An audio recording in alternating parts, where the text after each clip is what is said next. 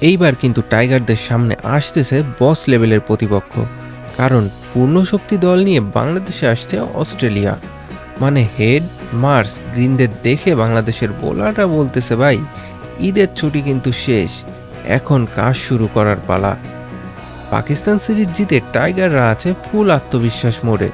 কিন্তু সেই কারণেই অস্ট্রেলিয়ার মতো শক্তিশালী দলের বিপক্ষে নামার আগে জুনের প্রথম সপ্তাহ থেকেই শুরু হবে স্পেশাল ক্যাম্প। 1 জুন ওয়ানডে স্কোয়াডে ঘোষণা করবে বিসিবি। তারপর ডিপিএল এর ম্যাচ শেষ করে জাতীয় দলের ক্যাম্পে যোগ দেবে ক্রিকেটাররা। অন্যদিকে অস্ট্রেলিয়াও আসছে একদম রেডি হয়ে। পাকিস্তানের 3 ম্যাচের ওয়ানডে সিরিজ খেলে সরাসরি ঢাকায় নামবে তারা। মানে টাইগারদের সামনে এবার কোনো বি টিম না, একদম অরিজিনাল অস্ট্রেলিয়া। 9, 11 আর 14 জুন হবে ওয়ানডে সিরিজ। এরপর 17, 19 আর 21 জুন টি-20 ম্যাচ।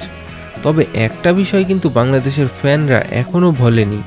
2021 সালে বাংলাদেশে এসে 5 ম্যাচের টি-20 সিরিজে 4-1 হেরেছিল অস্ট্রেলিয়া।